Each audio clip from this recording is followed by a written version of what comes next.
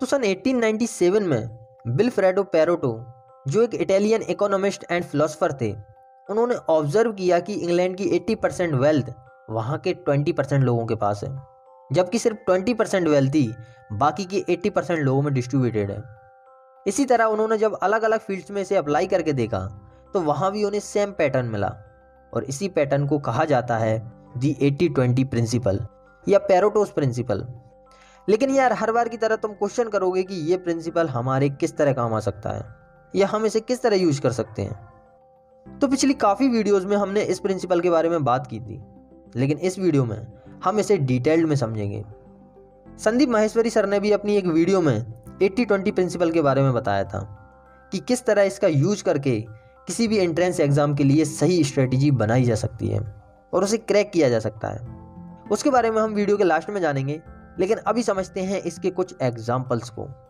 जैसे 20% साइंटिस्ट ही 80% इन्वेंशन करते हैं, 20% एक्टर्स को 80% पब्लिक अटेंशन मिलता है, 20% ड्राइवर्स 80% एक्सीडेंट का हिस्सा होते हैं, 20% रोड्स पर 80% ट्रैफिक होता है, 20% क्रिमिनल 80% क्राइम का हिस्सा होते हैं, 20% बादल 80% बारिश करते हैं, आप 20% कपड़ों को 80% टाइम पहनते हैं, अपने 20% दोस्तों से 80% चैट करते हैं, 20% लोगों से ही अपनी 80% प्रॉब्लम्स को शेयर करते हैं, घर में 20% गलतियों की वजह से ही आपकी 80% कुटाई भी होती है।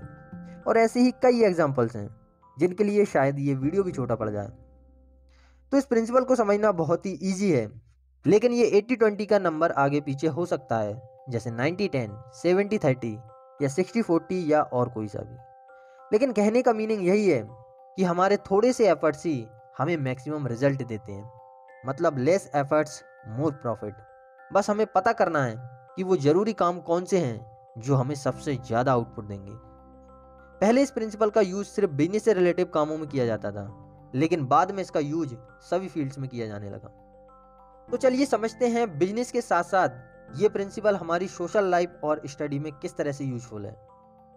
ज़्यादातर स्टार्टअप्स में लोग ये गलती करते हैं कि अपना 80% टाइम कंपनी के लोगो, वेबसाइट लोग और मार्केटिंग में लगा देते हैं, जबकि मोस्ट इम्पोर्टेंट होता है हमारा प्रोडक्ट या सर्विस। अगर वो यूजफुल है और लोगों की प्रॉब्लम सॉल्व कर रहा है तो लोग खुद उसे रिकमेंड करेंगे और इसके बाद उसकी मार्केटिंग करना बहुत आसान हो जाएगा। और मार्केटिंग भी हमें उन 20% प्लेटफॉर्म्स पर करना है जिनसे हमें 80% आउटपुट मिलता है। इसके साथ ही और कई सारे फैक्टर्स सामने आएंगे, जैसे 20% प्रोडक्ट 80% टाइम बिकेंगे, 20% एम्प्लॉय ही हमें 80% आउटपुट निकाल कर देंगे, 20% कस्टमर से हमें 80% रेवेन्यू आएगा, जबकि 20% कस्टमर ही 80% कंप्लेंट का हिस्सा होंगे। तो इस प्रिंसिपल को समझने के बाद हमें पता होगा कि हमें किस 20% पर काम करना है और कहाँ पर सबसे ज़्यादा फोकस करने की ज़रूरत है। अब समझते हैं सोशल लाइफ में इस प्रिंसिपल का क्या यूज़ है। कई बार हम अपनी फैमिली, फ्रेंड्स या रिलेशन में सभी को इक्वल टाइम देने की कोशिश करने लगते हैं, जिससे हमारे सभी जरूरी काम अधूरे रह जाते हैं। जबकि 80-20 प्रिंसिपल कहता है कि हम नेचुरली सिर्फ 20% लोगों के साथ ही 80% टाइम स्पेंड करते हैं।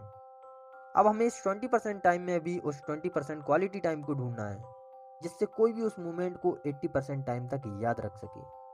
जब हम उन 20% लोगों पर फोकस करके उनके साथ क्वालिटी टाइम बिताएंगे तो हम उनके साथ एक स्ट्रॉन्ग बॉन्डिंग बना पाएंगे। इसके लिए तुम कुछ डेटा को भी एनालाइज कर सकते हो, जैसे हम अपनी 80% प्रॉब्लम्स को सिर्फ 20% लोगों के साथ शेयर करते हैं, 20% लोगों को ही 80% टाइम कॉल करते हैं, व्हाट्सएप पर 20% लोगों के साथ 80% चैट करते हैं, और ऐसे ही कई एग्जाम्पल्स हैं। अब समझते हैं स्टडी में 80-20 प्रिंसिपल कैसे काम आ सकता है और संदीप माहेश्वरी सर ने इसके बारे में क्या स्ट्रेटजी बताई थी। तो स्कूल में मेरे कई ऐसे दोस्त थे जो दिन रात बहुत पढ़ाई करते थे, सारी क्लासेस अटेंड करते थे, इवन किसी एक्स्ट्रा एक्टिविटी में भी पार्टिसिपेट नहीं करते थे, फिर भी उनके मार्क्स बहुत कम आते थे। वहीं दूसरी तरफ मेरे ऐसे दोस्त भी थे जो बहुत कम पढ़ाई करते थे। ये लोग स्पोर्ट्स एंड अदर इवेंट्स में भी एक्टिव रहते थे, इसके बाद भी इनके अच्छे मार्क्स आते थे, क्योंकि जाने अनजाने में ये लोग 80-20 प्रिंसिपल को फॉलो करते थे। ये लोग पहले ही पता कर लेते थे कि इम्पोर्टेंट चैप्टर्स कौन से हैं, रिपीटेड क्वेश्चंस कौन से हैं, टीचर्स किन टॉपिक्स पर ज़्यादा ध्यान देते हैं, इसके साथ ही सभी सब्जेक्ट्स का ब्लूप्रिंट क्या है। और ये सब पता चल जाने के बाद इन्हें ज़्यादा पढ़ने की बजाय सिर्फ ज़रूरी सिलेबस पढ़ना होता था, जिसके लिए 12 महीने बहुत होते हैं। इसे एक और एग्जाम्पल से समझते हैं, जिसे संदीप सर ने बहुत ही अच्छी तरह से एक्सप्लेन किया था कि अगर तुम्हें कोई एंट्रेंस एग्ज़ाम क्रैक करना है जिसके लिए तुम्हें 2 साल तक प्रिपरेशन करना है और उस एग्ज़ाम में 10 लाख स्टूडेंट अपियर होने वाले हैं और सीट सिर्फ 4000 हैं, तो मान के चलिए कि उनमें सिर्फ 20% स्टूडेंट ही एक्चुअल में उस एग्ज़ाम के लिए सीरियस हैं, मतलब सिर्फ 2 लाख स्टूडेंट्स।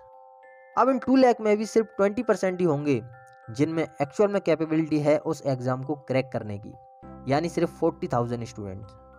अब इन 40,000 में भी सिर्फ 20% ही होंगे जो एक्चुअल में उस लेवल के एक्शन लेंगे और बिना डिस्ट्रैक्ट हुए 2 साल तक कंटिन्यूसली पेशेंस के साथ मेहनत करते रहेंगे, यानी ओनली 8,000 स्टूडेंट्स। तो अब अगर तुम इन 8,000 स्टूडेंट्स में आते हो तब भी तुम्हारे सिलेक्ट होने के चांस 50% हैं। तुमने 50% गुंजाइश छोड़ दी है फेलियर के लिए, लेकिन एक्शन के लेवल पर तुमने कोई गुंजाइश नहीं छोड़ी है।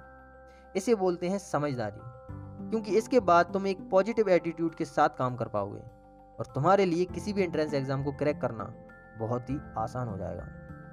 लेकिन ये कैलकुलेशन तुम्हारे घर वालों को भी क्लियर होनी चाहिए, नहीं तो बाद में तुम्हें मार भी पड़ सकती है। तो यार, इस प्रिंसिपल का यूज करके तुम किसी भी फील्ड में कुछ भी कर सकते हो और कुछ भी एक्स्ट्रा ऑर्डिनरी अचीव कर सकते हो। वैसे मैंने इन एग्जाम्पल्स को रिचर्ड कोच की बुक दी 80-20 प्रिंसिपल से लिए हैं, जिसे तुम्हें भी एक बार जरूर रीड करना चाहिए। बाकी अगर तुम यहाँ तक वीडियो को देख रहे हो तो यार कॉन्ग्रेचुलेशंस, क्योंकि सिर्फ 20% लोग ही यहाँ तक अपना अटेंशन बना पाते हैं।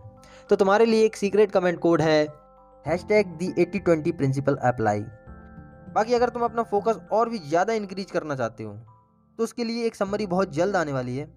तब तक राइट वाली प्लेलिस्ट देखो और इन्जॉय करो, और यार कमेंट करके लाइक भी कर ही देना।